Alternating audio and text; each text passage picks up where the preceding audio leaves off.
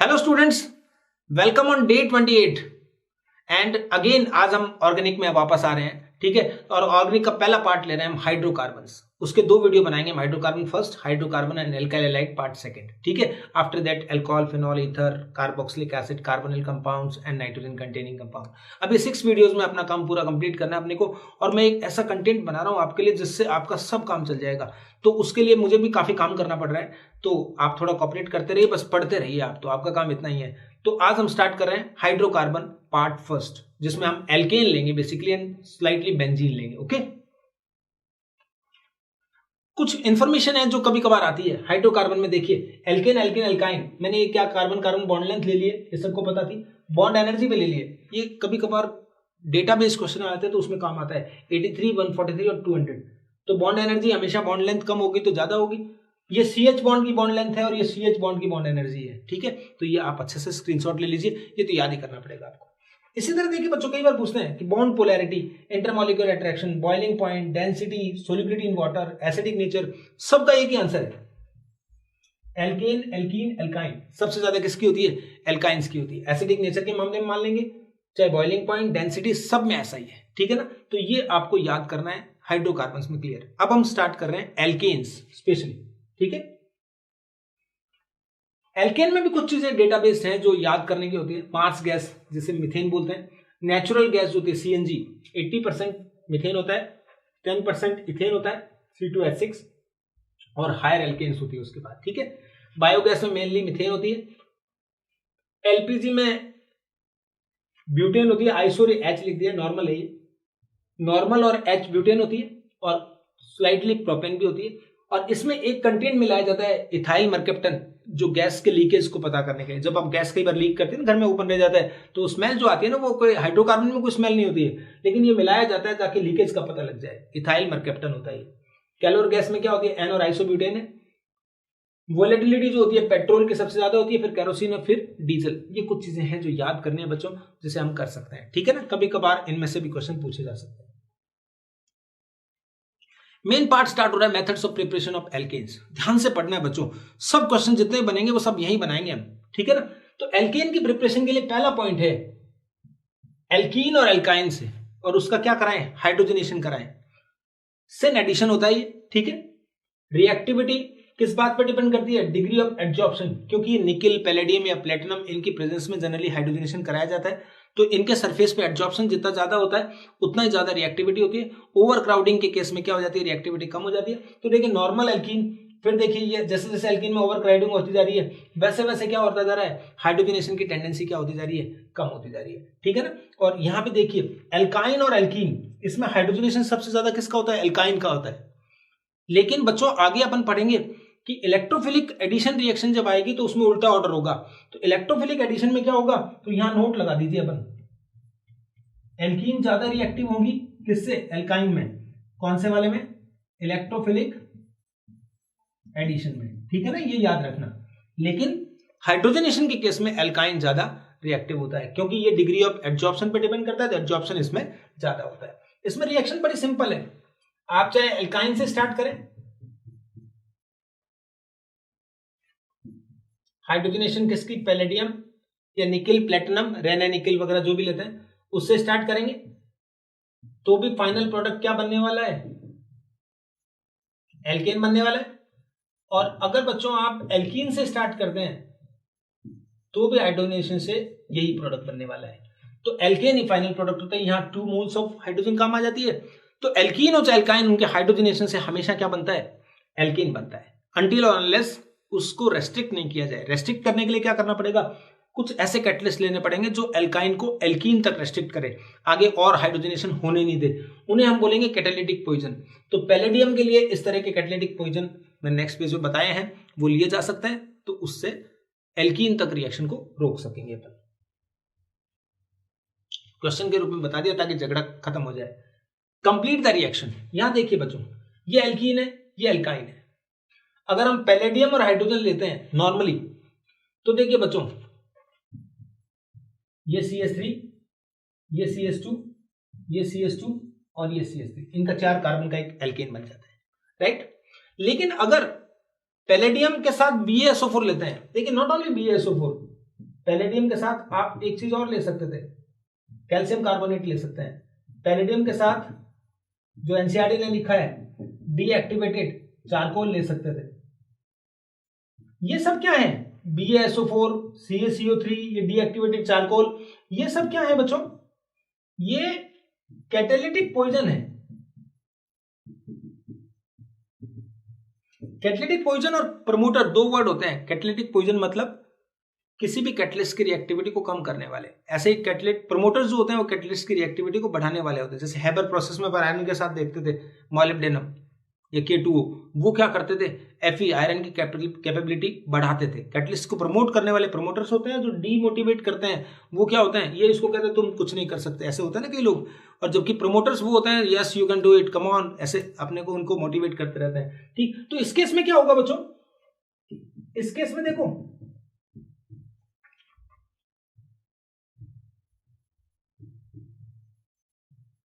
ये सिर्फ एल्काइन का ही क्या करा पाएंगे,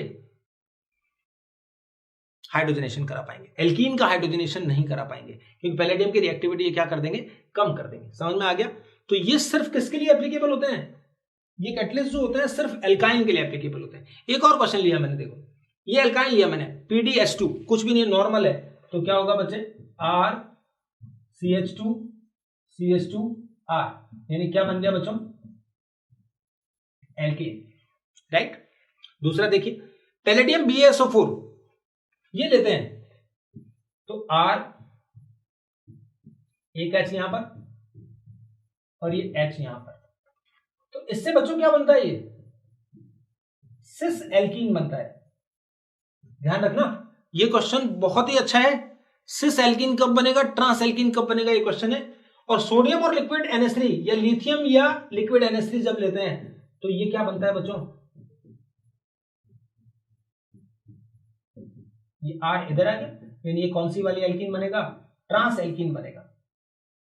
इस रिएक्शन को क्या बोलते हैं, बर्च रिडक्शन। याद है ना आपको सबको, ये एग्जामिनेशन फ्रेंडली है, बहुत ज्यादा रिएक्शंस ये दोनों ही, ठीक है। तो और इस कैटलिस्ट को क्या बोलते हैं, लिंडलार्स कैटलिस्ट। बेसिकली यहाँ BaSO4 के साथ CaCO3 या डीएक्टिवेटेड चारकोल होता है। तो लिंडलार कैटलिस्ट से जब रिएक्शन कराते हैं एल्काइन की, तब तो क्या बनता है, सिस एल्कीन बनता है। और birch reduction in lithium sodium और लिक्विड NH3 कराते हैं, तब क्या बनता है, ट्रांस एल्कीन बनता है। याद रखना है, लिंडलार कैटलिस्ट की जगह एक और कैटलिस्ट यूज किया जा सकता है, और एक होता है ब्राउन कैटलिस्ट, ब्राउन कैटलिस्ट, ठीक है, निकल का है, Ni2R है, तो ये ब्राउन कैटलिस्ट लिया जाता है बच्चों, तब भी वही होता है। तो ये सिन और ये क्या होगा, एंटी, तो ये ट्रांस बनेगा, उसमें सिस बनेगा। इससे और लिंडलार कैटलिस्ट दोनों से क्या बनेगा, सिस एल्कीन बनेगी, और बर्च रिडक्शन जब होगा उससे क्या बनेगा, ट्रांस एल्कीन बनेगी। तो इस तरह से डीमोटिवेट कर दिया है या डीएक्टिवेट कर दिया है कैटलिस्ट को, तो ये रिएक्शन यहां तक रुक जाती है। तो ये बहुत अच्छे से अपन पढ़ चुके हैं कि किसका हाइड्रोजनेशन कराते हैं तो कैसे बनता है। नेक्स्ट पॉइंट आते हैं, by carbonyl compounds. Carbonyl compound aldehyde ketone है, इसका रिडक्शन कराते हैं 4H, ये कोई रिडक्टेंट लेंगे जिससे एल्केन बनेगा और ये बनेगा। देखिए इसका रिडक्शन आपने जो पढ़ा है, जो जनरली हमें याद होता है, इसका एक रिडक्शन ये भी होता है। देखिए बच्चों, अगर LiLH4 या NaBH4 लेते हैं या सोडियम प्लस इथेनॉल लेते हैं, तो ये कार्बोनिल कंपाउंड एल्कोहल बनाते हैं। याद है ना आपको बच्चों, यहां सिर्फ 2H काम आते हैं, तो इससे तो अल्कोहल बनते हैं, लेकिन अल्कोहल नहीं बनाना, हमें क्या बनाना है, एल्केन बनाना है। तो एल्केन बनाने के लिए 4H काम आएंगे, कार्बोनिल कंपाउंड से एल्केन बनेगा। 3 रिएजेंट लिए जा सकते हैं, एक तो जिंक अमलगम एंड HCl। इस रिएक्शन का नाम क्या होगा, क्लीमेंशन। याद है ना, क्लीमेंशन रिडक्शन काफी इंपॉर्टेंट रिएक्शन होती थी, CR बोलेंगे इसे। और इसको क्या बोलेंगे, Wolff Kishner reduction, WKR। NH2 hydrogen और KOH या C2H5ONA सोडियम एथॉक्साइड लेते थे, और एक होगा रेड फास्फोरस HI से। ये तीनों रिएजेंट क्या करेंगे, कार्बोनिल कंपाउंड को किस में बदलेंगे बच्चों, एल्केन में बदलेंगे। ठीक है, तो अब एक बात बताता हूं मैं, रेड पी के बारे में तो कंप्लीट ही कर देता हूं, क्योंकि बार बार नहीं आएगा ये, एक बार अपने हाथ में आया तो इसको खत्म करके चलते हैं। ये क्या करता है बच्चों, चाहे RCOOH हो, RCHO हो, या RCH2OHO, इन तीनों के रिएक्शन रेड फास्फोरस और HI के साथ कराते हैं तो हमेशा ही क्या बनता है बच्चों, एल्कीन बनता है, प्लस I2 बनता है सब में, और सब में क्या बनता है, वाटर। फिक्स प्रोडक्ट है ये, बैलेंस करना पड़ेगा बस, और कुछ नहीं है। तो एसिड, एल्डिहाइड कीटोन या फिर अल्कोहल, तीनों को रेड फास्फोरस HI से करने पर क्या बनेगा, एल्केन फॉर्म होगा। तो HI और रेड फास्फोरस का काम तो कंप्लीट हो गया। ठीक है बच्चों, तो इसमें ये रेड फास्फोरस क्या काम करता है, रेड फास्फोरस एक्चुअली जो आयोडीन बना है उसके साथ क्या बनाएगा, PI3 बनाएगा, ताकि रिवर्सिबल रिएक्शन को क्या करता है, रोक देता है। तो ये आपको यही याद कर लेना है। बाकी दो चीजें हैं विल्की, ये क्लेमेंशन रिडक्शन और वुल्फ किस्नर रिडक्शन, इनसे एल्केन की फॉर्मेशन होता है। एक क्वेश्चन जो बनता है वो मैंने आपके लिए बनाया, देखो इस तरह के क्वेश्चन कंपटीशन में आते हैं और हम थोड़ा सरप्राइज हो जाते हैं उनसे, क्योंकि पढ़ा तो हमने होता है लेकिन कुछ चीजें हमें ढंग से नहीं देखी होती तो फिर नहीं आते हैं। तो देखिए मैं आपके लिए सारे क्वेश्चन वहीं फॉर्म करूंगा जहां पे बनेंगे। देखो ये कह रहा है appropriate reagent for this conversion is, देखिए कन्वर्जन क्या हो रहा है, OH का OH ही पड़ा है, ये COCH3 कीटोन था जो एल्केन में बदला है, क्लियर। तो एल्केन में बदलते ही दिमाग में आया कि रेड फास्फोरस HI होना चाहिए, जो इसमें नहीं है। LiLH4 बिल्कुल नहीं हो सकता है, क्योंकि ये क्या करते हैं, एल्डिहाइड कीटोन को अल्कोहल में बदलते हैं, ये तो नहीं बदलता। अब आपके पास एक तो आया WKR, वुल्फ किस्नर रिडक्शन, और एक आया क्लेमेंशन, ये CR है और ये वुल्फ किस्नर रिडक्शन है। अब हमने तो अभी पढ़ा था कि दोनों ही काम आते हैं, लेकिन यहां पर आपको थोड़ा सा अटेंशन पे करना पड़ेगा। देखो वो ये लेंगे अपन, तो ये क्या करेगा, इसको एल्केन में तो बदल देगा, लेकिन यहां पर देखिए बच्चों आपके साथ क्या है, KOH, और यहां पर एक ग्रुप कौन सा है, OH, क्या इससे रिएक्शन करेगा, नहीं करेगा, नहीं करेगा तो कोई प्रॉब्लम नहीं है। तो हमारा आंसर ये तो हो गया। अब हम देखते हैं ये भी हो सकता है क्या, यहां देखिए जिंक अमलगम और HCl है, तो HCl एसिड है, ये एसिड इस OH से क्या कर लेगा, रिएक्शन करके इस OH को रिप्लेस कर देगा Cl, तो यहां Cl आता, अगर यहां Cl लिखा होता जब तो ये आता, लेकिन ये होगा तो दोनों नहीं आंसर आएंगे, सिर्फ क्या आएगा, WKR। तो मैं अब आपको नोट बनाता हूं, देखो क्लेमेंशन रिडक्शन कब होगा, when no group attached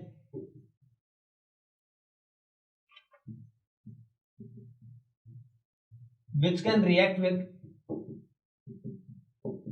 HCl, acid से जो रिएक्शन कर पाए ऐसा ग्रुप अटैच नहीं होना चाहिए।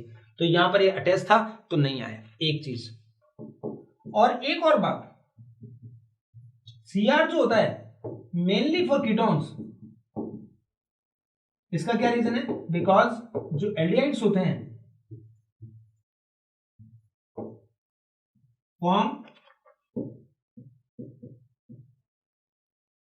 पॉलीमेरिक रेजिन, ये एल्डिहाइड क्या करेंगे, पॉलीमेरिक रेजिन्स बनाएंगे इसके साथ, इसलिए ये जनरली कीटोन के लिए ज्यादा कंफर्टेबल होता है। अगर इन दोनों में से एक ही ऑप्शन लिखना होता तो फिर भी अपन, ये नहीं होता तो भी अपन कौन सा लगाते, क्योंकि कीटोन के लिए तो सॉरी दोनों है, लेकिन एल्डिहाइड होता तो सिर्फ क्लेमेंशन नहीं लगाते फिर, ठीक है। अब दूसरा ऑप्शन क्या है, WKR वुल्फ किस्नर रिडक्शन, ये कब होगा, when no group which reacts with KOH, यानी बेस के साथ जो रिएक्शन करता है वो नहीं होना चाहिए बच्चों। तो यहां पर बेस के साथ रिएक्शन करने वाला कोई भी एसिडिक पार्ट नहीं होना चाहिए, ठीक है ना, तो ये ध्यान रखना है। तो तब तो क्या काम नहीं आएगा, अगर कोई एसिडिक ऐसा पार्ट होगा जो KOH से रिएक्शन कर सकता है तब तो वुल्फ किस्नर नहीं आएगा, और कोई ऐसा पार्ट होगा जो एसिड से रिएक्शन करता है जैसे कि इसमें, तो क्लेमेंशन नहीं आएगा। ये बहुत अच्छे से आप नोटिस करके रखिए, तो ये आपको इस टॉपिक में कभी भी कोई प्रॉब्लम नहीं आएगी। ओके, नेक्स्ट पार्ट पे आते हैं। By alkyl halide, alkyl halide मतलब RX से कैसे बनाना है, तो एक तो बाय रिडक्शन, ये तो बहुत नॉर्मल बात है, इससे RH बनाना है, तो यहां कितने H काम आ गए, 2H, तो ये कौन कौन हो सकता है, LiLH4 हो सकता है, NaBH4 हो सकता है, ये निकेल और हाइड्रोजन ये हो सकता है, बहुत सारे रिएजेंट लिए जा सकते हैं, सोडियम प्लस इथेनॉल, ये हो सकता है। कोई भी बच्चों मोस्ट ऑफ के लिए काम करेगा ये। RX को RH में बदलने के लिए कोई भी आप रिड्यूसिंग एजेंट ले सकते हैं, सबके सब, क्योंकि बाकी रिड्यूसिंग एजेंट स्पेसिफिक होता है, लेकिन यहां कोई भी काम में ले सकते हैं। ठीक है, अब देखिए बड़ा important part, by Wurtz reaction, नाम सुना हुआ है ना, वुड्स फिटिक सब पढ़ा है ना, सब मैं बताता हूं, याद दिलाता हूं आपको। RX के दो मॉलिक्यूल लेंगे सोडियम के साथ, सोडियम के भी दो मॉलिक्यूल काम आते हैं, और ये क्या बनता है बच्चों, RR बनता है, 2NaX। साइड प्रोडक्ट नहीं लिखूंगा, बस मैं एक बार लिखा है, एल्केन बनता है। जितने कार्बन का एल्काइल लेते हैं उससे डबल कार्बन वाला क्या बनता है, एल्केन बनता है, राइट। ये बेंजीन रिंग होगी तो बेंजीन रिंग जुड़कर क्या बना देगी इस केस में, बाइफिनाइल बना देगी। But this reaction is not Wurtz reaction, this is called फिटिक reaction, right. इसको क्या बोलते हैं बच्चों, फिटिक रिएक्शन। अब देखिए एक एरोमेटिक है, एक नॉर्मल है, तो क्या बनेगा, देखो बेंजीन रिंग पे R इंटॉलरेंट टाइप बन जाएगा। इसको बोलते हैं क्या, वुड्स फिटिक रिएक्शन, क्योंकि वुड्स में दोनों एलिफेटिक होते हैं, फिटिक में दोनों एरोमेटिक होते हैं। यहां पर एक एलिफेटिक एक एरोमेटिक है, तो ये क्या बन गया, वुड्स फिटिक रिएक्शन। 5 और कॉपर ले लिया जाए तब भी प्रोडक्ट सेम होगा, लेकिन इस रिएक्शन का जो नाम होगा that will be Ullmann reaction. Copper के साथ लेते हैं तो ये रिएक्शन कौन सी होती है, सॉरी इसमें R क्यों लिखा मैंने, ये R नहीं होगा, ये भी बाइफिनाइल बनेगा ना बच्चों, ऐसे। तो इसकी जैसी रिएक्शन है, दोनों 5 थे, तो उल्मान रिएक्शन में भी बाइफिनाइल बनता है और फिटिक रिएक्शन में भी बाइफिनाइल बनता है। लास्ट है देखिए RX प्लस XR, और जिंक लिया आपने, जिंक के साथ हीट कर रहे हैं, तो RX को जिंक के साथ हीट करेंगे तो बच्चों क्या बनेगा, R2Zn, और इस रिएक्शन को बोलते हैं फ्रैंकलिन रिएक्शन। ये फ्रैंकलिन रिएजेंट बना है और इसको हम क्या बोलेंगे, फ्रैंकलिन रिएजेंट। ठीक है, ऐसे ही RX को Mg के साथ लेंगे तो ग्रिनार रिएजेंट बनता है। तो ये सब कुछ रिएक्शंस हैं जो बहुत कॉमन सी हैं। यहां पर आपको वुड्स रिएक्शन के बारे में मैकेनिज्म बताना पड़ेगा, क्योंकि कई बार क्वेश्चन ऐसे आते हैं कि which of the following product can be formed by this reaction. तो वुड्स रिएक्शन में क्या क्या साइड प्रोडक्ट बनते हैं ये भी सब हमें पता होना चाहिए, जो कि जनरली हमें पता नहीं होता है। ठीक है, तो इसका मैकेनिज्म मैं बताता हूं। एक तो आयनिक मैकेनिज्म बताता है, लेकिन वो ज्यादा वैल्यूएबल नहीं माना जाता है। फ्री रेडिकल मैकेनिज्म होता है जिसमें ये बनता है। ऑल पॉसिबल प्रोडक्ट लिखते हैं तो मैं इसका मैकेनिज्म आपको समझा देता हूं कैसे होता है। देखो बच्चों, ये होता है CH3 CH2 Cl। एकदम कूल होकर देखिए, चीजें जो मैं बता रहा हूं वो अल्टीमेट है, बस उनको अपने को पढ़ना है अच्छे से। ये CH3 CH2 Cl है। CH3 CH2 Cl को आपने किसके साथ, Na के साथ आपने लिया, तो NaCl और CH3 CH2 क्या आ गया बच्चों, डॉट। ये फ्री रेडिकल बन गया। ठीक, आप देखो बच्चों, ये जो फ्री रेडिकल बना है, ये एक और फ्री रेडिकल होगा आपके पास, ऐसा कैसा, खुद ही। उनके साथ दो तरह की रिएक्शन करेंगे। एक तो क्या होगा, इनकी आपस में रिएक्शन हो जाएगी, दोनों फ्री रेडिकल आपस में कंबाइन हो जाएंगे, CH3 CH2 CH2 CH3, और ये जो प्रोडक्ट माना जाएगा ये मेन प्रोडक्ट माना जाएगा, मेजर प्रोडक्ट माना जाएगा। ठीक है, तो ये तो वुड्स रिएक्शन का कॉन्सेप्ट यही है। जितने कार्बन का एल्काइल हैलाइड लेते हैं, जस्ट डबल कार्बन एटम का एल्केन बनता है। अब देखिए, लेकिन जब ये रिएक्शन होती है तो इसमें एक डिस्प्रोपोर्शनेशन भी होता है। ये तो सिंपल रिएक्शन हो गई इनके आपस में, एक डिस्प्रोपोर्शनेशन होगा। डिस्प्रोपोर्शनेशन में एक बार इसका एल्कीन बन जाएगा और एक इसमें क्या बन जाएगा, एल्कीन बन जाएगा। ठीक है, तो बस, तो बच्चों एक एल्कीन और एल्कीन, लेकिन ये दोनों प्रोडक्ट क्या माने जाएंगे, साइड प्रोडक्ट माने जाएंगे। ठीक है, मेजर प्रोडक्ट की बात होगी तो हमेशा वो वाला प्रोडक्ट ही आएगा। तो देखिए बच्चों, ये प्रोडक्ट बनता है, ये प्रोडक्ट भी बनता है, साथ में NaCl तो बनता है। तो ये सारे प्रोडक्ट मैंने बता दिए हैं कि कैसे कैसे बनते हैं। ठीक है, अगर इसकी जगह पर बेंजीन साइक्लोहेक्साइल होता तो साइक्लोहेक्साइल दो रिंग जुड़ जाती, एक साइक्लोहेक्सीन और एक साइक्लोहेक्सेन बन जाता। ठीक है, एक और क्वेश्चन पूछा मैंने आपसे, देखो Me3CBr, ये टर्सरी हैलाइड है, समझ रहे हैं, टर्सरी हैलाइड। तो इसका जो मैकेनिज्म होगा बच्चों,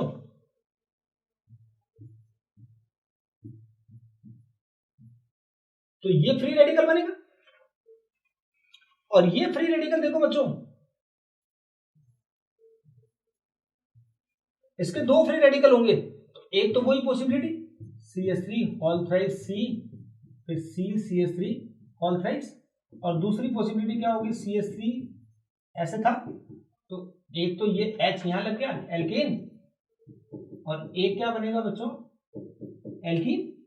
लेकिन इस बार बच्चों ये मेन प्रोडक्ट होंगे और ये वाला क्या होगा साइड प्रोडक्ट होगा। इसके लिए क्या नोट होता है, टर्सरी हैलाइड में क्या होता है, ये इतने बड़े फ्री रेडिकल आपस में अटैच होना पॉसिबल नहीं होते हैं या कम होते हैं, तो इसमें क्या कहेंगे, नो डायरेक्ट अटैचमेंट बिटवीन बल्की फ्री रेडिकल्स। तो बल्कि फ्री रेडिकल आपस में जो, आप तो कई बुक्स में यही लिखा रहता है कि टर्सरी हैलाइड जो होते हैं वो वुड्स रिएक्शन नहीं देते हैं, क्योंकि वुड्स रिएक्शन नहीं देने का मतलब वो नहीं है, वुड्स रिएक्शन नहीं देने का मतलब है कि वो एल्केन्स नहीं बनाते हैं, क्योंकि ये जो एल्केन बनता है वो रेयर होता है, इनके मेजर प्रोडक्ट जो होंगे वो एल्केन और एल्कीन, ये वाला डिस्प्रपोर्शनेशन से जो हुआ है वो वाला काम होता है। समझ में आ गया, तो इसको आपको ध्यान रखना है, ठीक है। वुड्स के बारे में और बातें बताता हूं, देखो मैं आपको, एक ऐसा आता है कि दोनों एल्काइल हैलाइड अलग अलग ले लिया हमने, तो इसमें क्या प्रोडक्ट बनेंगे, तो इसमें बच्चों क्या होगा, एक RR बनेगा, एक R' बनेगा और एक RR', इन सब का क्या बनेगा बच्चों मिक्सचर बनेगा, ठीक है। दैट्स वाई ये रिएक्शन यूज नहीं की जाती है, क्योंकि प्रिपरेशन में हम वही रिएक्शन यूज करेंगे जिनमें बच्चों क्या होता है एक प्रोडक्ट बनता हो, ये प्रोडक्ट बना के फिर इनका आइसोलेशन करना फिर बड़ा मुश्किल काम हो जाएगा, तो इसलिए इस रिएक्शन को यूज नहीं किया जाता है। तो जब भी ऐसा आएगा तो हमेशा एक मिक्सचर फॉर्म होगा, जब भी अल्काइल हैलाइड डिफरेंट होंगे, इसलिए अपन कहते हैं कि वुड्स रिएक्शन जो होती है is used to form alkane, और वो भी कौन से वाले जिनमें इवन नंबर ऑफ कार्बन्स होते हैं, ठीक है, मेनली उन्हीं के लिए यूज की जाती है, तो इसलिए इस मेथड को यूज, लेकिन कोई पूछेगा क्या प्रोडक्ट बनेंगे वो तो हमें बताने पड़ेंगे। फिर देखिए Wurtz reaction is appropriate for the formation of, अब मैंने वही पूछा है एग्जैक्टली वही होता है, तो यहां देखिए बच्चों ये इसके लिए एप्लीकेबल है, इसके लिए एप्लीकेबल है, इसके लिए नहीं है।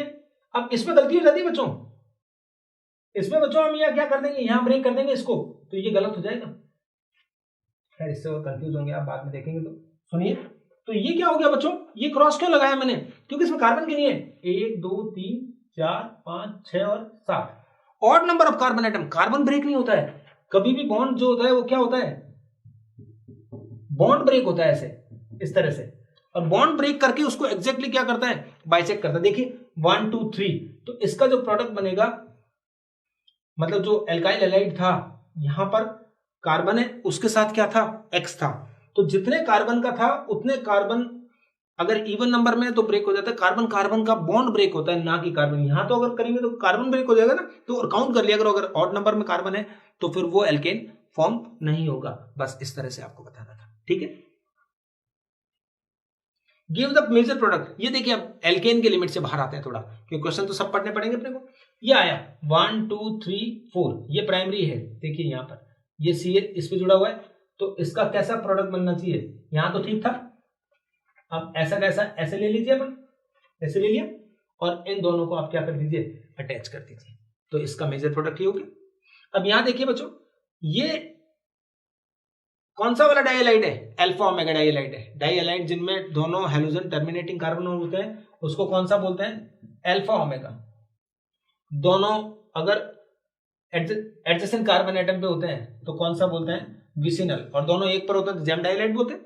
तो देखिए ऐसा जब होगा जिंक के साथ हीट कर रहे हैं, तो जिंक के साथ जब हीट करते हैं तो दोनों Br हट जाएंगे, ZnBr2, तो ये ZnBr2 हटेगा, और 3 कार्बन में जब दोनों की वैलेंसी इस तरह से क्या हो गई बच्चों फ्री हो गई, तो फिर एक साइक्लिक कंपाउंड बनेगा साइक्लोप्रोपेन, इसकी भी एक वैलेंसी खत्म हो गई, इसकी भी एक आपस में जुड़ जाएंगे।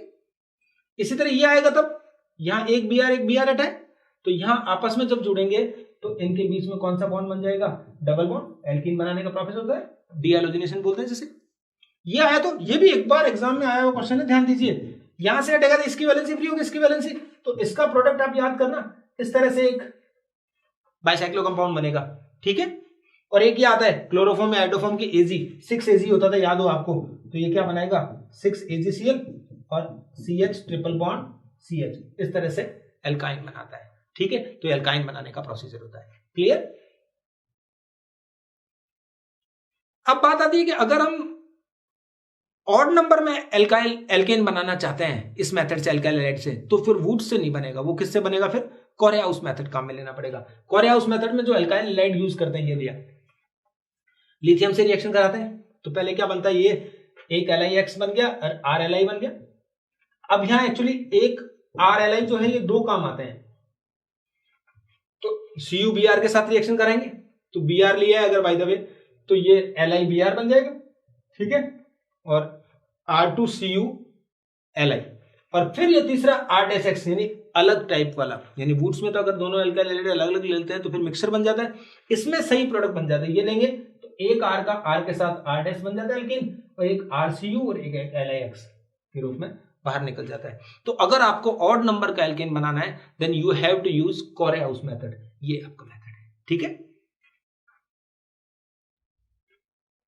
प्रिपरेशन में नेक्स्ट आता है कार्बोक्सिलिक एसिड से, दो मेथड आएंगे, एक तो कॉल्बे मेथड और एक आएगा डीकार्बोक्सिलेशन मेथड। बहुत अच्छे मेथड है ये भी, देखिए कॉल्बे सिंथेसिस में क्या होता है, जितने कार्बन का आप क्या लेते हैं, सोडियम या पोटेशियम सॉल्ट लेते हैं एसिड का, उसका जब इलेक्ट्रोलाइसिस करते हैं तो देखिए बच्चे Rr + 2CO2, ये तो एनोड पे बनते हैं,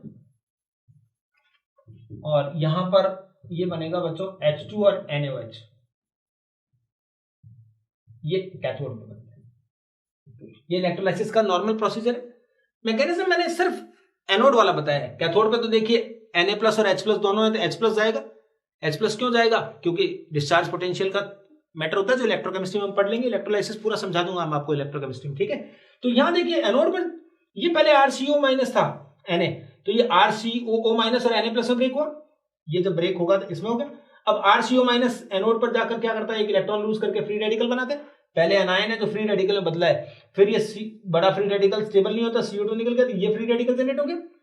तो देखिए इसके इंटरमीडिएट जो है मैंने लिखा है, एक बार आया हुआ भी है, इसमें एनायन और फ्री रेडिकल दोनों इंटरमीडिएट का काम करते हैं, जबकि डीकार्बोक्सिलेशन एक मेथड आएगा सोडा लाइम वाला, उसमें सिर्फ एनायन काम करेगा। ये दोनों वेरिएशन पता होने चाहिए। ये R- बन गया। अब बच्चों देखो R- वही वुड्स वाला सा मैकेनिज्म हो गया, ये एक बार तो खुद जुड़ जाएंगे तो एल्केन बना देंगे, लेकिन अगर नहीं जुड़ते हैं तो एक बार एल्केन और एक एल्कीन वो डिस्प्रोपोर्शनेशन से ये बनाएंगे। और एक छोटी पॉसिबिलिटी ये भी है कि साइड प्रोडक्ट ये भी हो सकता है, तो इसमें भी बच्चों क्या होगा, मेजर प्रोडक्ट तो ये होगा, लेकिन ये एल्केन और एल्कीन ये साइड प्रोडक्ट होंगे। इसी तरह एक ये क्या होता है R- और ये COR, ये भी मिलकर एस्टर भी कुछ क्वांटिटी में बनता है। तो कई बार पूछ लेते हैं कि कौन कौन से प्रोडक्ट बनते हैं, तो ये काम आता है, ठीक है। तो बच्चों देखो मैंने अब ऐसे बता, गिव द मेजर प्रोडक्ट, ये कॉल्बे सिंथेसिस का ही मामला है। तो कॉल्बे सिंथेसिस में जब ये लिया, यानी हम इलेक्ट्रोलाइसिस करा रहे हैं सबका, सब में, ठीक है। तो बच्चों देखिए कोई भी ऐसे लेते हैं, एक कार्बन या दो कार्बन या तीन कार्बन कितने का भी लेते हैं, तो उसमें बच्चों ये जो आपस में जुड़ जाएंगे, कोई बॉन्ड नहीं है तो इनके बीच में एक बॉन्ड बनेगा CH3, बाकी वो CO2 NaOH हाइड्रोजन है। अगर यहां पहले से सिंगल बॉन्ड है तो देखिए ये तो आएगा ही, ये CH2 सिंगल बॉन्ड तो बैलेंस था, एक डबल बॉन्ड लग जाएगा तो एल्कीन बन जाएगा। अगर ये आया तो एल्काइन बन जाएगा। कुछ भी ऐसे प्रोडक्ट आते हैं उन सब में इसी तरह का काम होता है, ठीक है ना। देखो एक और मैं आपको एग्जांपल लिख देता हूं,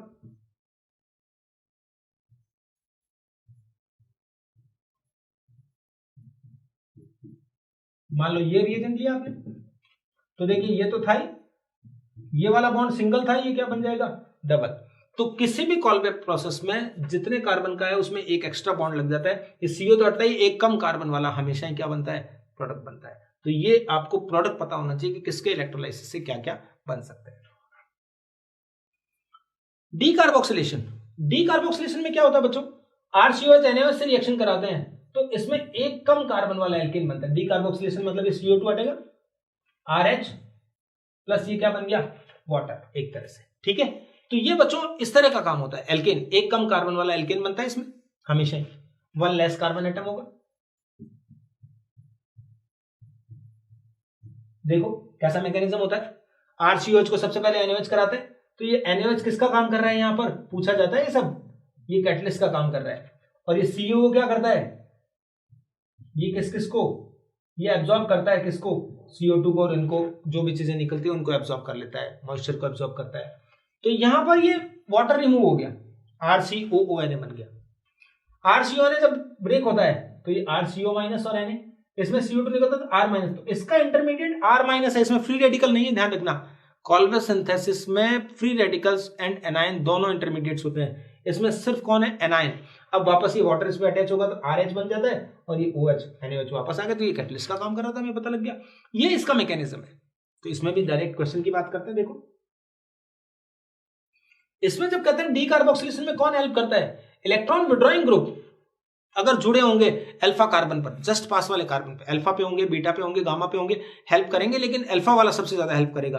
अगर अल्फा पे जुड़े होंगे तो आप विदाउट हीटिंग, मतलब विदाउट यूजिंग सोडा लाइम, मतलब आपको क्या होगा, यहां पर क्या लिखते हो, no need of soda lime, आप सोडा लाइम के बिना ही डी कार्बोक्सिलेशन करा पाएंगे, ये ईज बढ़ा देते हैं। तो अब देखिए बच्चों, ये है, ये अल्फा कार्बन पे NO2 है, तो यहां क्या बन जाएगा, RCH तो था ही, और बच्चों यहां तो क्या आ गया, NO2 था ही, ये H इसमें चला गया, तो ये यानी इसमें से CO2 तुरंत रिलीज हो गया। ऐसे देखिए अल्फा पे कार्बोनिल है तो ये भी क्या बनाएगा, RCO, और यहां क्या लग जाएगा, H, यानी ये बच्चों डी कार्बोक्सिलेशन हो जाता है। तो अल्फा कार्बन पर कोई भी इलेक्ट्रॉन विड्रॉइंग ग्रुप होंगे, तो आपको कई बार पूछेंगे क्वेश्चन कि किसका डी कार्बोक्सिलेशन इजीली होता है, तो आप ध्यान रखना कि जो भी इलेक्ट्रॉन विड्रॉइंग ग्रुप होंगे they increases the ease of decarboxylation. जो इलेक्ट्रोपॉजिटिव वाले होंगे तो वो क्या करेंगे, उल्टा काम करेंगे, तो वो डिक्रीज करेंगे। तो ये आपको एक चीज नोटिस रखनी है। अब बात आती है कार्बोनिल ग्रुप की, इसका एक बड़ा अच्छा क्वेश्चन आता है, इसमें मैं नोट लिखा, देखो आपके लिए ये बड़ा अच्छा नोट है, beta keto acid, alpha keto acid, gamma keto acid, इनके डी कार्बोक्सिलेशन का ऑर्डर दीजिए। तो देखिए अल्फा से पहले बीटा लिया है, ये एक स्पेशल रीजन हो गया भाई, इंडक्टिव इफेक्ट से या किसी से भी अपने को पहले अल्फा लेना चाहिए था ना, लेकिन यहां बीटा क्यों आया है, इसका एक स्पेशल रीजन होता है। तो मैं आपको थोड़ा बताता हूं, इसमें एक साइक्लिक ट्रांजिशन स्टेट बनती है जो बहुत ज्यादा स्टेबल होती है, due to very stable cyclic transition state, beta keto acid का डी कार्बोक्सिलेशन इजीली, याद कर लीजिए कि बीटा कीटो एसिड होगा तो अल्फा से ज्यादा इजीली क्या होगा, डी कार्बोक्सिलेशन, सिर्फ कीटो एसिड में, ऐसे नहीं कि NO2 है वो जुड़े हो तब होगा, सिर्फ कीटो एसिड में।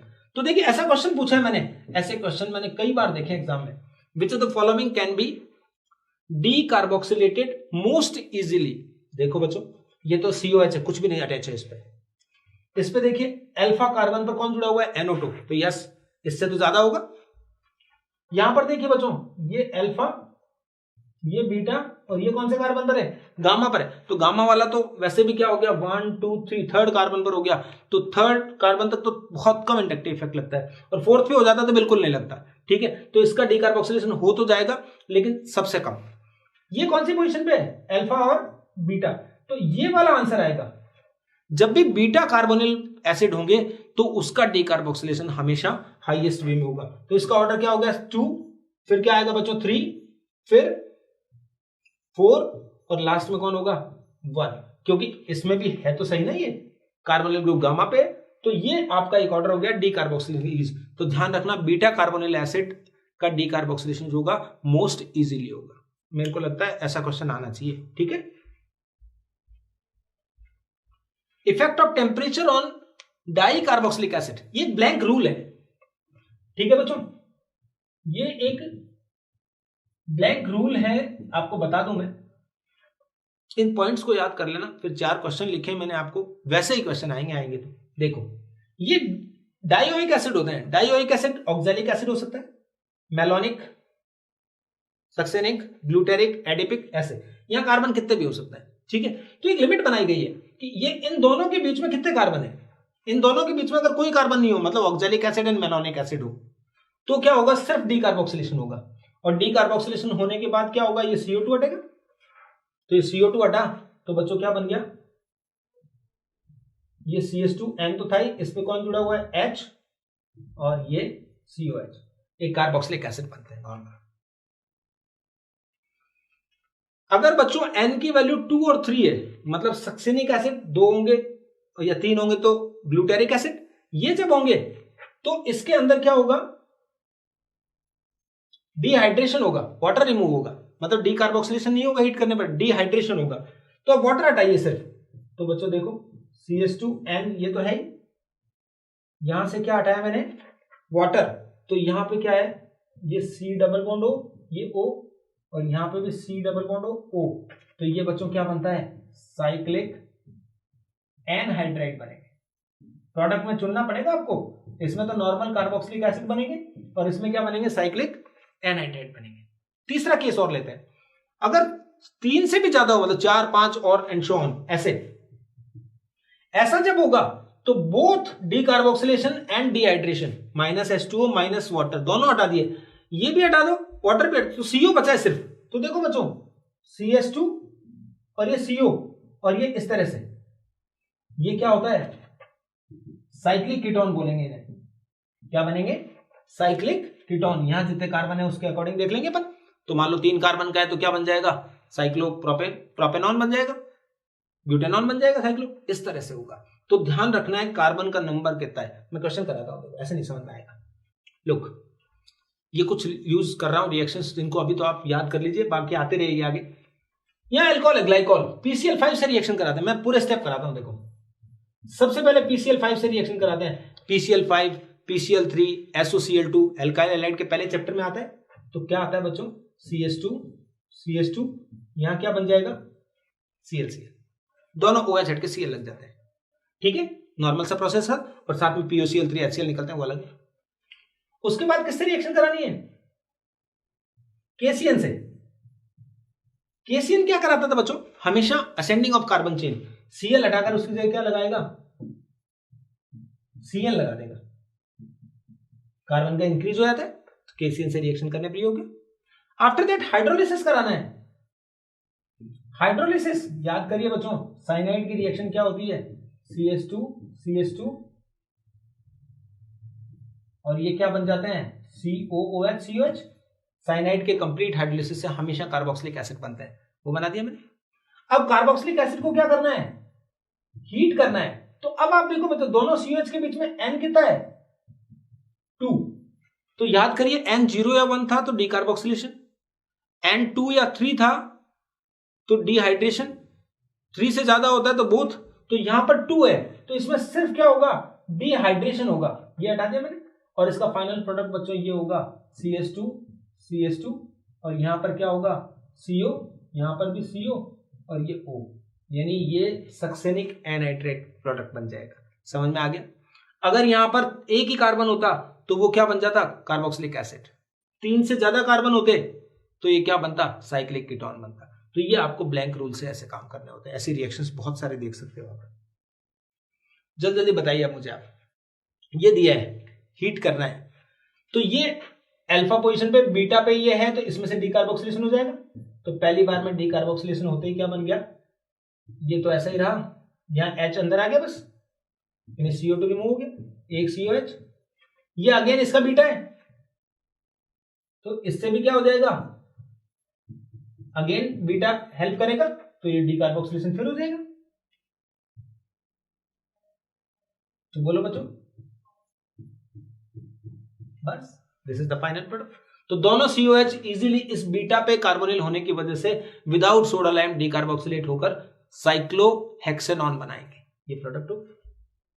नेक्स्ट देखिए, हाइड्रोलिसिस करा रहे हैं, तो हाइड्रोलिसिस में अभी भी बताया था मैंने, साइनो जो होते हैं हाइड्रोलिसिस से किसमें बदल जाते हैं बच्चों, COH ओके, और यहां पर क्या होगा, ये दोनों किसमें बदलेंगे, देखिए ईथर जो होता है बच्चों ऐसे ROR, जब इसका हाइड्रोलिसिस करते हैं वाटर से तो ये क्या बनाते हैं, ROH बनाते हैं, अल्कोहल बनाते हैं। तो ईथर के हाइड्रोलिसिस से अल्कोहल बना दिया मैंने। अब देखिए 2 OH एक कार्बन पे स्टेबल नहीं होते हैं, तो 2 OH जब भी आ जाते हैं तो उसमें से हमेशा क्या हो जाता है, वाटर रिमूव हो जाता है। वाटर रिमूव कर दिया बच्चों आपने, तो ये क्या बन गया, इस तरह का काम हो गया, और यहां पर आ गया COH, ठीक है। अब इसे हीट कर रहे हैं,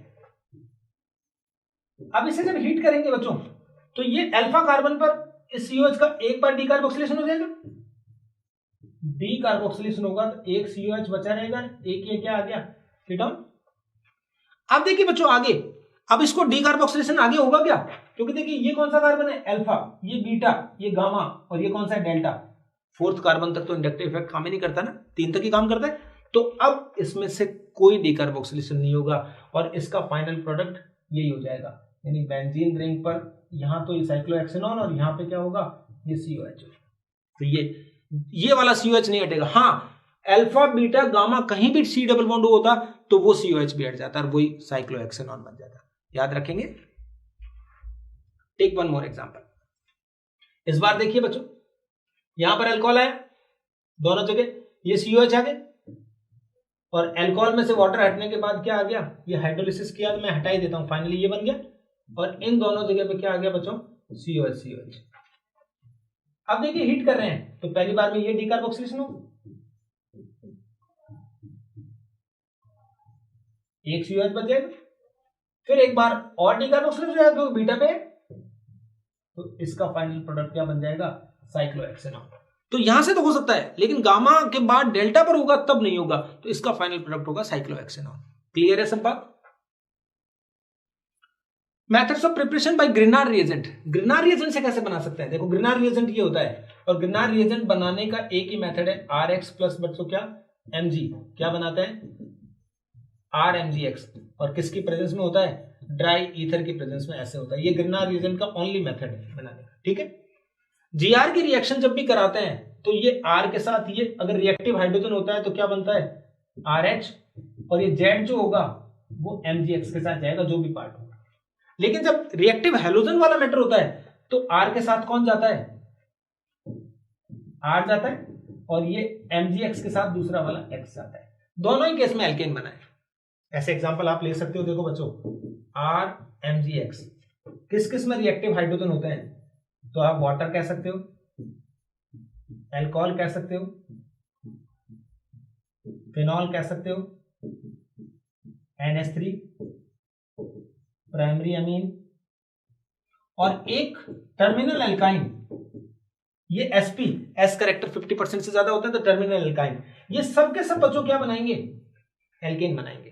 तो किस किस में रिएक्टिव हाइड्रोजन होता है ये हमें चेक करना होता है, उसके बेस पे हमने काम किया। एक क्वेश्चन है देखो, which of the following halide is not appropriate for the preparation of GR। GR के प्रिपरेशन के लिए इनमें से कौन सा हैलाइड काम का नहीं है। तो देखो बच्चे, ये हैलाइड लिया, मान लो मैंने यहां पर मैंने क्या किया Mg और ईथर लिया, तो क्या बनना चाहिए ये MgBr बनेगा और यहां OH है। अब ये रिएक्टिव हाइड्रोजन है तो रिएक्टिव हाइड्रोजन से रिएक्शन कर लेगा। तो बच्चों ध्यान दीजिए, इसमें रिएक्टिव हाइड्रोजन है, इसमें भी रिएक्टिव हाइड्रोजन है और इसमें भी रिएक्टिव हाइड्रोजन है, तो ये GR वापस से इनसे रिएक्शन कर लेगा। बच्चों ये O के साथ क्या आ जाएगा MgBr।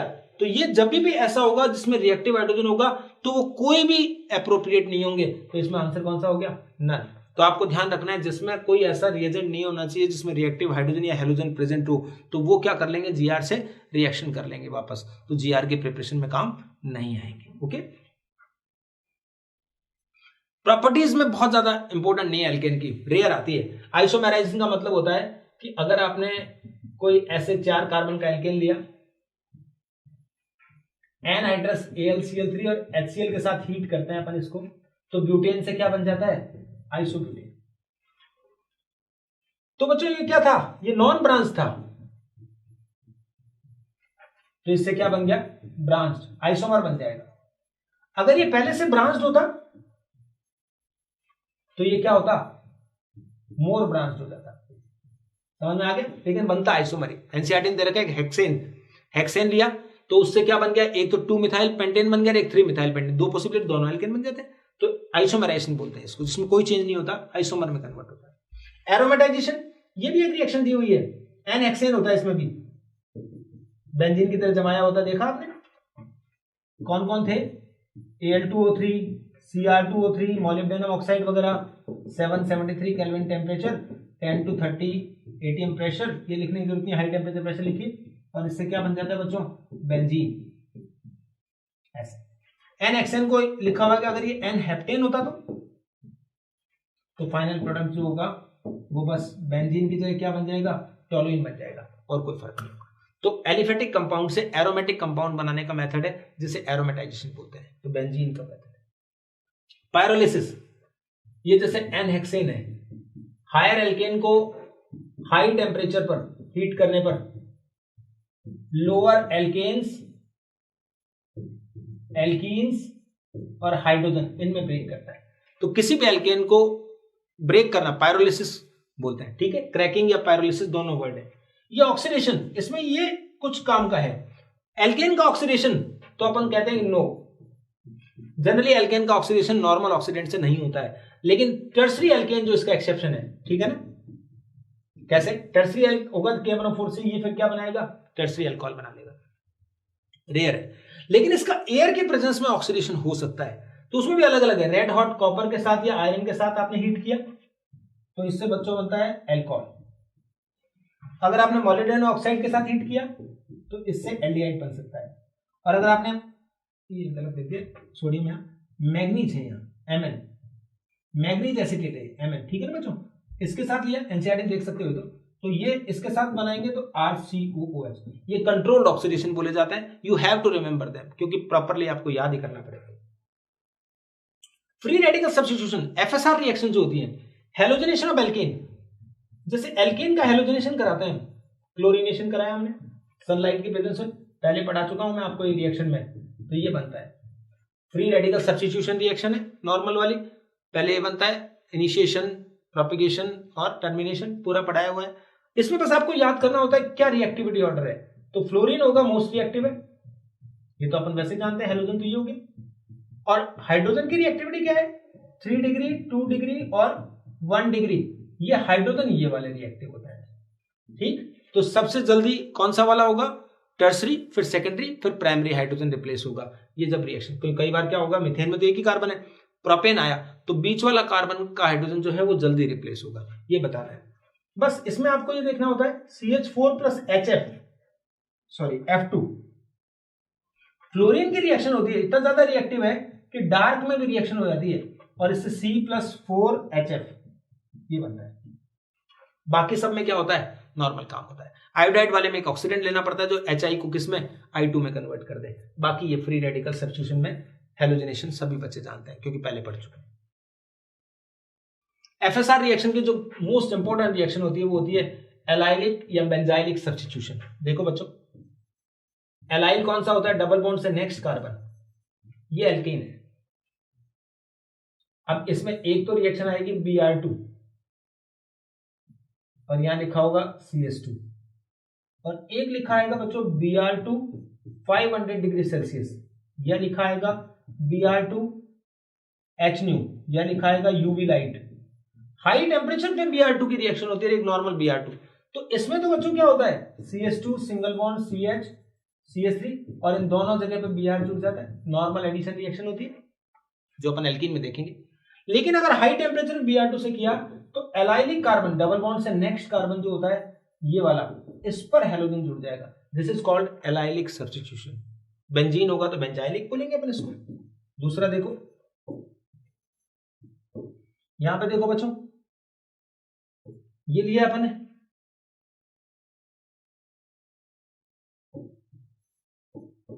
ये है जैसे Br2Cl2, ये तो लेते हैं हाई टेम्परेचर पे। इसकी जगह दो रिएजेंट और होते हैं, NBS, एन ब्रोमोसक्सिनिमाइड। याद रख लो, एन ब्रोमोसक्सिनिमाइड का भी यही काम होगा। कौन सी जगह पर, एलाइलिक कार्बन पर क्या करेगा वो, ब्रोमीन जोड़ देगा और सक्सिनिमाइड वापस बना देगा। इसकी जगह क्या लिया जा सकता था, एन क्लोरोसक्सिनिमाइड हो सकता है, तो Cl जोड़ देगा। या फिर एक और होता है SO2Cl2। ये 1, 2, 3 और ये 4 रिएजेंट याद कर लीजिए। ये सब हमेशा डबल बॉन्ड से नेक्स्ट कार्बन जो कि एलाइलिक कार्बन होता है, ये या फिर ये, इन पर H हटाकर हेलोजन लाते हैं, एलाइलिक सब्स्टिट्यूशन बोलते हैं। FSR रिएक्शन है, फ्री रेडिकल बनते हैं, तो उसका एक एग्जांपल भी ले लिया मैंने आपके लिए। तो देखो बच्चों, ये एक कंपाउंड है जिसमें Br2HNu की रिएक्शन करानी है और मेजर प्रोडक्ट आपको बताना है। तो मेजर प्रोडक्ट बताने के लिए मेरे को बताना है कि Br2 है HNu की प्रेजेंस में, तो एलाइलिक पोजीशन कौन कौन सी है, एक तो ये कार्बन है और ये कार्बन ये। एलाइलिक डबल बॉन्ड से नेक्स्ट कार्बन 2 ही है, दोनों सेम पोजीशन है, तो वो एक ही बनेगा। तो जब फ्री रेडिकल बनाएंगे अपन, यानी जब इस पे ये Br फ्री रेडिकल अटैक करेगा तो बच्चों पहले ये होगा, ये डबल बॉन्ड तो ऐसा ही रहेगा, यहां फ्री रेडिकल आ गया, किसी एक जगह लगा देना कि दोनों सेम पोजीशन है। अब यहां देखना रेजोनेंस से क्या और पॉसिबिलिटी है क्या, ये यहां आकर इसको यहां बना सकता है, तो इसकी एक और पॉसिबिलिटी है, ये यहां फ्री रेडिकल आ जाए, राइट।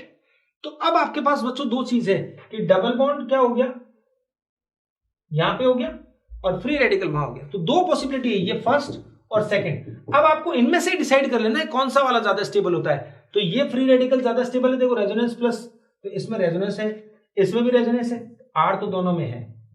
अब गिन लीजिए अल्फा हाइड्रोजन, यहां फ्री रेडिकल है, यहां पे डबल बॉन्ड आया नेक्स्ट कार्बन पे, तो यहां तो क्या 0 अल्फा हाइड्रोजन है, ये तो कुछ नहीं माना जाएगा।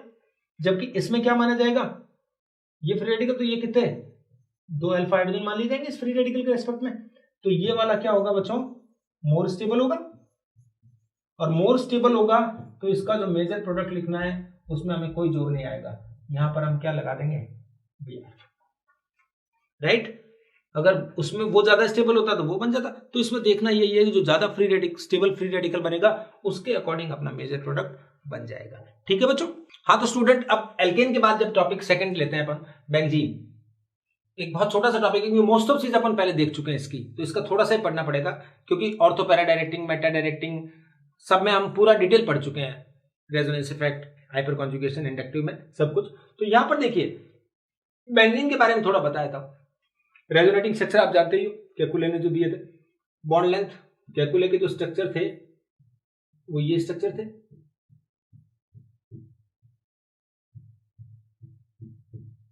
और 3 स्ट्रक्चर ऐसे जो सर्टिफाइड नहीं है लेकिन डेबार ने दिए थे, तो बेंजीन के ये रेजोनेटिंग स्ट्रक्चर भी कोई आपसे पूछ सकता है कि किसने दिए थे, तो डेबार ने दिए थे, ठीक है।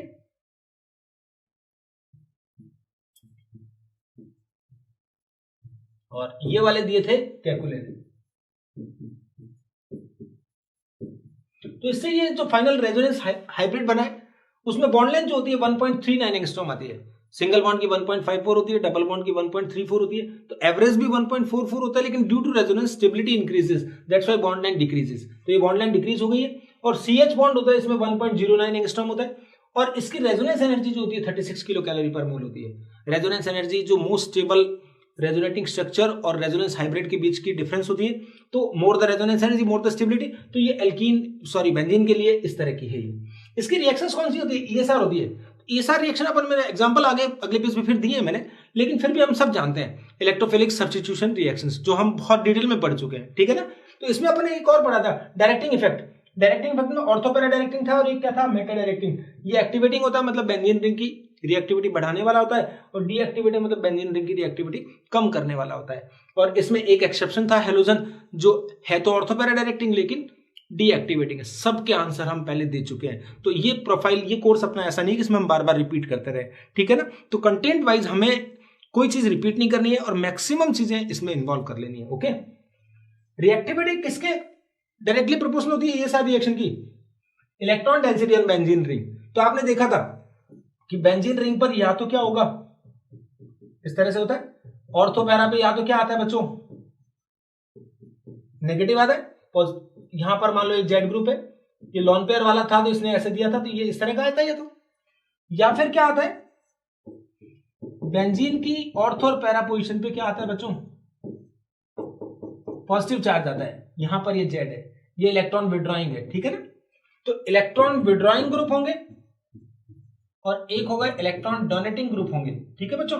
तो ये नेगेटिव चार्ज इलेक्ट्रॉन डेंसिटी अगर इंक्रीज हो जाती थी तो हम कहते थे ऑर्थो पैरा डायरेक्टिंग होता है, और एक्टिवेटिंग होता है मतलब रिएक्टिविटी मोर, और प्लस आगे इसका मतलब बेंजीन रिंग की इलेक्ट्रॉन डेंसिटी कम हो गई तो इलेक्ट्रोफाइल का अटैक जो हो गया थोड़ा मुश्किल हो गया, दैट्स व्हाई हम उसको डीएक्टिवेटिंग बोलते थे। इसमें जो अटैक होता है वो कौन सी पोजीशन पे होता है, मेटा पे, और इन पे जो होता है ऑर्थो और पैरा पोजीशन पे होता है, ठीक है। मेनली पैरा मेजर कंटेंट होता है, तो ये सब हमने पढ़ लिया था, तो हम बेंजीन में थोड़ा देखेंगे।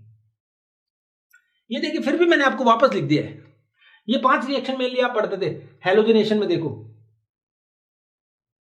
हेलोजनेशन में क्लोरीन और AlCl3 या ब्रोमीन FeBr2 होता है, तो Cl+ या Br+ ये इलेक्ट्रोफाइल होता है, बेंजीन रिंग पे जुड़ जाते हैं, क्लोरोबेंजीन या ब्रोमोबेंजीन बनाते हैं।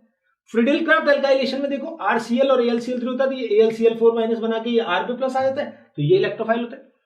Friedel Crafts acylation, acetyl group attach होता है, तो COCH3, इसमें एसिटिल क्लोराइड होता है या एसिटिक एनाइट्रेट होता है, AlCl3 की प्रेजेंस में वापस ये तो इसके साथ जाएगा माइनस में, ये प्लस आ जाएगा, तो ये देखिए बच्चों एसिटिल ग्रुप हो गया, तो ये जुड़ जाता है, जिससे एसिटोफेनॉल बनता है। नाइट्रेशन में कंसंट्रेट HNO3 और कंसंट्रेट H2SO4 होते हैं, जिससे नाइट्रो ग्रुप बनता है और ये नाइट्रोबेंजीन पे जुड़ के नाइट्रोबेंजीन बनाता है। सल्फोनेशन में कंसंट्रेटेड H2SO4 के साथ हीट करते हैं, लेकिन इसका इलेक्ट्रोफाइल जो होता है वो न्यूट्रल होता है, वो कौन सा होता है, SO3 होता है, तो लेकिन इससे finally SO3H benzene sulphonic acid बनता है। तो सब बच्चों ये रिएक्शन सब अपन जानते हैं, तो मैं कुछ एग्जांपल दे देता हूं ताकि रिवीजन भी हो जाए और हमें ये लगे कि हमने करा हुआ है। देखो कुछ अलग लिया मैंने उनके अलावा, क्योंकि वो रिएक्शन तो आ चुकी हैं। C2H5OH और H+, इथेनॉल और H+। तो देखो बच्चों एल्कोहल और H+ भी क्या करेंगे, ये इस पर जुड़ेगा, तो C2H5OH2 ये बनेगा और इसमें से वाटर निकालकर C2H5+, ये इलेक्ट्रोफाइल बन गया। तो आपके पास इलेक्ट्रोफाइल आ गया C2H5, तो C2H5 बेंजीन रिंग पर आप क्या कर दीजिए, अटैच कर दीजिए, तो इथाइल बेंजीन बन जाता है। नेक्स्ट देखिए ये प्रोपीन है, प्रोपीन H+, तो एल्कीन के ऊपर जब H यहां जुड़ेगा तो प्लस यहां आएगा सेकेंडरी, और यहां H जुड़ेगा तो 1 डिग्री, तो सेकेंडरी और 1 डिग्री में से कौन सा वाला इलेक्ट्रोफाइल ज्यादा स्टेबल होगा, तो बच्चों मार्कोनिकॉफ या कोई भी हो, हमने पढ़ा था जब स्टेबिलिटी ऑफ कार्बोकेटाइन में, तो सेकेंडरी कार्बोकेटाइन ज्यादा स्टेबल होता है, और सेकेंडरी कार्बोकेटाइन ज्यादा स्टेबल होता है, तो यहां पर क्या जुड़ेगा बच्चों, ये आइसोप्रोपाइल, तो it is called isopropyl benzene, जिसे क्यूमीन भी बोलते हैं, ठीक है ना।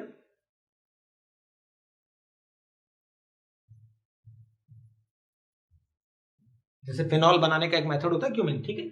अब ये देखिए इसमें भी H+, ये OH हटाएगा, तो सबसे पहले तो इसमें जो कार्बोकेटाइन बनेगा बच्चों ये बनेगा, पहले तो ये प्लस आया यहां पर वाटर निकालने के बाद, लेकिन ये 1 डिग्री है और उसके पास वाला कार्बन जब बताया हुआ है कि जब उससे ज्यादा डिग्री हो तो रीअरेंजमेंट होगा, तो यहां पर एक मिथाइल शिफ्ट हो जाएगा बच्चों। तो आप देखिए बच्चों 2 मिथाइल इस पे रहेंगे C पर और एक मिथाइल इस पे चला गया, तो ये प्लस यहां आ गया, तो बस ये स्टेबल कार्बोकेटाइन है, तो बेंजीन रिंग पर ये ग्रुप जुड़ेगा। देखो बच्चों बेंजीन रिंग पर यहां जोड़ देता हूं मैं, ये C, इस पर क्या चीज है, 2 मिथाइल ग्रुप जुड़े हुए हैं और एक क्या जुड़ गया, ये इथाइल। तो आपको फाइनल प्रोडक्ट बताने के लिए स्टेबिलिटी ऑफ कार्बोकेटाइन वाला रीअरेंजमेंट काम आएगा यहाँ पे, जो हमने बहुत डिटेल में देखा था, ठीक है ना। तो कार्बोकेटाइन जिस भी रिएक्शन में बन रहे होंगे, चाहे इलेक्ट्रोफिलिक एडिशन हो, कोई भी चीज हो, या फिर ये इलेक्ट्रोफिलिक सब्स्टिट्यूशन हो, इन सब के अंदर कार्बोकेटाइन में रीअरेंजमेंट जरूर होगा, और रीअरेंजमेंट होने के बाद ही अटैच होता है, ठीक है। क्योंकि आपको जो क्वेश्चन आता था, एक देखिए इसकी रिएक्शन अगर कोई बोलता है फ्रीडेल क्राफ्ट रिएक्शन कराते हैं, ये लिया मैंने, और किसकी प्रेजेंस में, AlCl3 की प्रेजेंस में प्रोपाइल क्लोराइड से रिएक्शन कराते हैं, तो बच्चों हमें ये दिखता है कि यहां प्लस आया और यहां पर प्रोपाइल बेंजीन बन जाना चाहिए, लेकिन नहीं, इसका फाइनल प्रोडक्ट जो होता है वो प्रोपाइल बेंजीन नहीं होकर कौन सा वाला होता है, आइसोप्रोपाइल बेंजीन होता है। क्यों, क्योंकि इससे बच्चों पहले तो ये बनेगा ऐसे, ये प्रोपाइल कार्बोकेटाइन बनेगा, लेकिन ये इसके अंदर क्या हो जाएगा, 1,2 हाइड्राइड शिफ्ट से आइसो में कन्वर्ट हो जाएगा, और आइसो में कन्वर्ट होने के बाद फिर वो आगे अटैच होगा। तो ये सब समझ में आया हुआ है अपने को।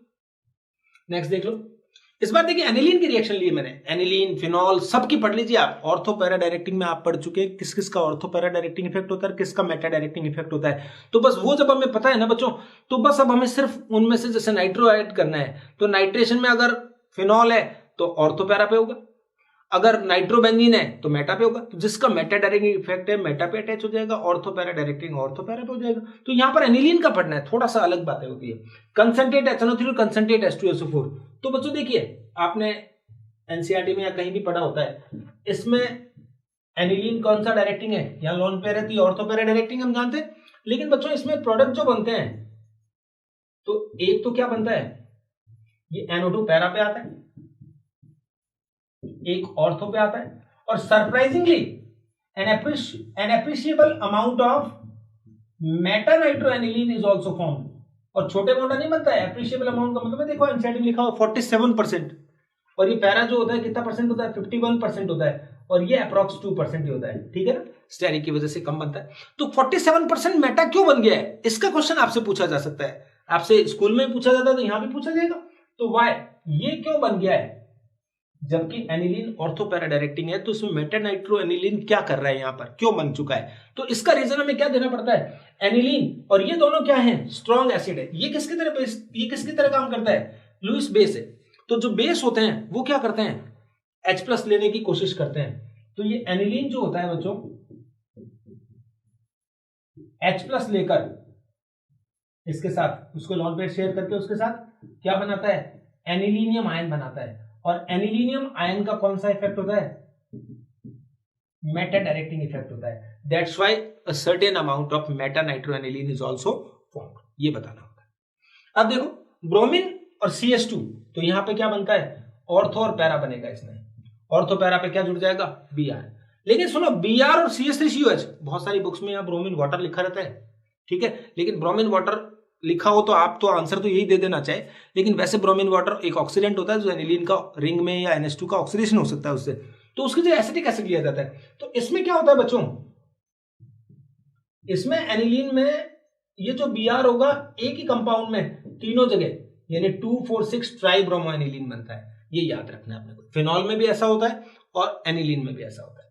अब ये देखिए CH3Cl AlCl3, ये कौन सी वाली रिएक्शन है, फ्रीडल क्राफ्ट एल्काइलेशन है ये, तो हम कहेंगे no, aniline Friedel Crafts reaction नहीं देता है।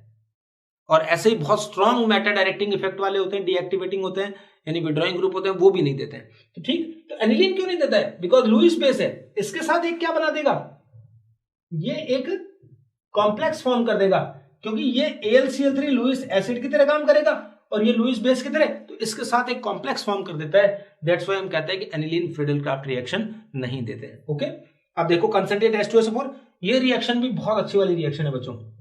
इसमें जो फाइनल प्रोडक्ट याद करना है आपको, ये एनिलीन, और यहां पर बच्चों क्या होता है, रीअरेंजमेंट के बाद बनता है बच्चों, ये डायरेक्ट नहीं बनता है। तो ये एक प्रोडक्ट जो बनता है, इसका कॉमन नेम याद रखना। वैसे तो देखो para amino benzene sulphonic acid है, लेकिन इसका जो नेम जो पॉपुलर है दैट इज सल्फेनिलिक एसिड। सल्फेनिलिक एसिड बना है। और कैसे ज्यादा पॉपुलर है ये, क्योंकि एक्वस सॉल्यूशन में ये, अभी आप बताएंगे, देखो एक बहुत इंपॉर्टेंट क्वेश्चन बनता है उसका आंसर, ये SO3 पे माइनस आ गया, ये H ऊपर गया तो ये H3 हो गया और यहां प्लस आ गया। ये कौन सा आयन बना है, ज्विटर आयन, सुना हुआ है ना नाम। तो zwitter ion usually alpha amino acid बनाते हैं, बायोमोलिक्यूल में हमने देखा था, लेकिन ये एक सल्फोनिक एसिड भी है जो सल्फेनिलिक एसिड, ये भी ज्विटर आयन बनाता है। तो कई बार क्वेश्चन आता है ज्विटर आयन कौन बनाता है, तो एक डाइपोलर आयन होता है जो इस तरह से काम करता है। ओके, इसी तरह फिनॉल के कुछ रिएक्शन है। यहां देखिए मेन नाइट्रेटिंग एजेंट तो कंसंट्रेटेड वाले हैं, लेकिन फिनॉल बहुत ज्यादा रिएक्टिव है, तो डाइल्यूट के साथ भी क्या कर देता है, ऑर्थो और पैरा नाइट्रोफिनॉल दे देता है। तो ये पैरा नाइट्रोफिनॉल और ये कौन सा है बच्चों, ऑर्थो नाइट्रोफिनॉल। तो मेन नाइट्रेटिंग एजेंट अगर यूज करते हैं कंसंट्रेट HNO3, कंसंट्रेट H2SO4, तो इसमें एक नाम बनता है जो सब बच्चों को याद होना चाहिए, नेम ज्यादा इंपॉर्टेंट है। इसमें क्या बनता है, पिक्रिक एसिड। और ये पिक्रिक एसिड का फॉर्मूला क्या होता है, इतना ज्यादा रिएक्टिविटी है कि तीनों पोजीशन पे, ऑर्थो, दोनों ऑर्थो पे और एक पैरा पोजीशन होती है, वहां पर NO2 अटैच हो जाता है, इसको बोलते हैं picric acid. It is a very strong acid. Even NaHCO3 वाले टेस्ट भी क्या करता है, देता है। तो ये फिनॉल वैसे कम रिएक्टिव होता है, लेकिन नाइट्रो, इतने नाइट्रो विड्रॉइंग ग्रुप इस पर अटैच्ड है कि इस एसिड की स्ट्रेंथ जो नॉर्मली RCOH होते हैं उन सबसे क्या होती है, ज्यादा होती है। ठीक है, ब्रोमीन वाटर के साथ तो वही बात, ब्रोमीन वाटर के साथ फिनॉल में भी क्या होगा, ये तीनों पोजीशन पे Br लग सकता है, राइट। तो 2,4,6 ट्राइब्रोमोफिनॉल बनता है। CH3COCl, अब बच्चों देखिए यहां थोड़ा फर्क है। CH3COCl मैंने यहाँ AlCl3 नहीं लिया है, नोटिस करना चाहिए।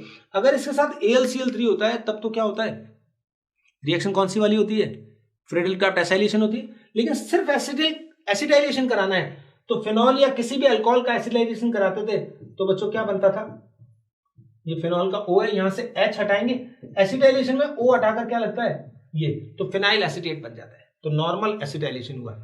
अब देखिए बच्चों, अब भी अगर आप चाहें कि AlCl3 के साथ आप इसे हीट कर दें, 60 से 160 डिग्री सेल्सियस का टेम्परेचर रेंज होती है, यहां करते हैं, तो ये बच्चों क्या होता है, जो OCO-CH3 था इसमें रीअरेंजमेंट होता है, मैं यही कर देता हूं, इसी स्टेप पे कर देता हूं। तो रीअरेंज होकर ये OH और यहां क्या है बच्चों CH3 और ये OH और ये COCH3, ऑर्थो हाइड्रोक्सी एसिटोफेनॉल और पैरा हाइड्रोक्सी एसिटोफेनॉल बनता है। तो जो उससे बनना था लेकिन उसकी रिएक्टिविटी बहुत कम होने की वजह से उस तरीके से नहीं करते हैं, इस तरीके से करते हैं, और इस रिएक्शन का नाम जो होता है पूरी का, उसे क्या बोलते हैं, फ्रिस रीअरेंजमेंट। ये यहां पढ़ने से क्या फायदा होगा बेटा, हमें आगे अल्कोहल फेनॉल में या एनिलीन में इनको नहीं पढ़ना पड़ेगा। तो ये बन गया फ्रिस रीअरेंजमेंट। अब आपको देखना है बच्चों, ये ऑर्थो है और ये क्या है, पैरा। तो 60 डिग्री सेल्सियस पे तो पैरा बनता है और 160 डिग्री पर क्या बनता है, ऑर्थो बनता है इसमें। ये आपको याद करना पड़ेगा। ये थर्मोडायनेमिकली स्टेबल है और ये काइनेटिकली स्टेबल कंपाउंड होता है। तो इस तरह से आपको दोनों चीजें ध्यान रखनी है, ठीक है। तो ये फ्रिस रीअरेंजमेंट था। कंसंट्रेट H2SO4 के साथ कराएंगे फिनॉल की रिएक्शन। तो इसमें भी बच्चों क्या होता है, दो पॉसिबिलिटी है, एक 25 डिग्री सेल्सियस पर और एक 100 डिग्री सेल्सियस पर। 25 डिग्री सेल्सियस पर इसमें क्या बनता है, ऑर्थो कंटेंट बनता है, और 100 डिग्री सेल्सियस पर इसमें जो मेजर प्रोडक्ट होता है वो क्या होता है बच्चों, पैरा वाला होता है। ये याद करने होते हैं आपको। जैसे वहां 60 पे तो कौन था, पैरा वाला, वहां कम पे पैरा बन रहा था, लेकिन यहां कम पे क्या बन रहा है, ऑर्थो। ये कार्बोक्सिलेट आयन जो होता है, फिनॉक्साइड आयन जो होता है, उसकी वजह से होता है, उसमें -I की वजह से ऑर्थो वाला कंटेंट ज्यादा बनता है। बाकी सभी केसेस में हमेशा क्या बनता है, पैरा ज्यादा बनता है। तो 25 डिग्री सेल्सियस पे ये बनेगा, ये बनेगा। अगर बच्चों इसमें आगे क्वेश्चन आते हैं, इसका अगर नाइट्रेशन कर दिया जाए कंसंट्रेट HNO3 के साथ, अगर आपको हीट कर देना है, तो यहां पर क्या हो जाता है, ये SO3H हटकर उसके लिए क्या लग जाता है, नाइट्रो, राइट। और HNO3 से करोगे, नाइट्रेशन करोगे तो लास्ट में पिक्रिक एसिड तक जाती है। इसी तरह यहां पर भी क्या होगा, नाइट्रेशन करने पर क्या होगा, SO3H, क्योंकि SO3H के हटने की जो पॉसिबिलिटी है वो बेंजीन के H हटने से भी क्या है, ज्यादा अच्छा है। तो ये इसका इजीली पिक्रिक एसिड में कन्वर्ट करा जा सकता है। तो ये सब रिएक्शंस थी बच्चों जो ऑर्थो पैरा डायरेक्टिंग, और उनसे हम पढ़ सकते थे। अब बेंजीन की कुछ छोटी मोटी और रिएक्शंस होती हैं जो कभी कभी आई हुई है। बेंजीन की देखो, सोडियम और लिक्विड NH3 बर्थ रिडक्शन में जो काम आता था, ये एक स्पेशल प्रोडक्ट है। देखिए बच्चों, ये आपने स्कूल में या कहीं नहीं देखा होगा, इस तरह से, ये इस तरह का प्रोडक्ट बनता है, तो इसको याद कर लीजिए, ठीक है। 1,4 पे डाई हाइड्रो है और V2O5 के साथ हीट करते हैं 300 डिग्री सेल्सियस पे, तो फिनॉल बनता है बच्चों। ये ऑक्सीडेशन से क्या बनता है, फिनॉल। लेकिन अगर इसी पे V2O5 के साथ 450 पे हीट कर देते हैं तो ये ब्रेक हो जाता है, सक्सेनिक एनहाइड्रेट बनता है प्लस CO2 और क्या, वाटर बनता है, ठीक है। तो 450 पे तो इस तरह से होता है, बाकी फिनॉल बनता है। क्लोरीन HNO, देखिए क्लोरीन और FeCl3 होता है तो फ्रेडल क्राफ्ट एल्काइलेशन होती है। HNO या यूवी लाइट या हाई टेम्परेचर लिखा हो तो इसमें बेंजीन रिंग पर क्या होगा बच्चे, ये बॉन्ड ब्रेक हो जाएंगे सारे, और सब जगह पे क्या लग जाएगा, Cl इस तरह से। इसका नाम आपको ध्यान होगा, इसका नाम होता है 666, या इसका नाम है लिंडेन, या इसका नाम है गैमेक्सेन। समझ में आ गया, BHC बेंजीन हेक्साक्लोराइड भी बोलते हैं। और बच्चों ये क्या होता है, इसका जो गामा आइसोमर होता है, गामा आइसोमर जो होता है किसके रूप में काम में आता है, इंसेक्टिसाइड है, तो इंसेक्टिसाइड के रूप में यूज आता है, तो आपको याद भी रखना होगा इसे। अब लास्ट है ये CrCl3 LCl3, फिर इसका रिडक्शन कराते हैं तो इससे एक चार्ज ट्रांसफर कॉम्प्लेक्स बनेगा, डाई बेंजीन क्रोमियम जो कॉम्प्लेक्स में आएगा, ये इस तरह से चार्ज ट्रांसफर करते हैं। तो एक charge transfer complex sandwich compound भी बोलते थे, ऑर्गेनोमेटलिक कंपाउंड है, ये डाई बेंजीन क्रोमियम भी इसमें बनता है, ओके। ये कुछ फॉलोअप क्वेश्चंस हैं, देख लो।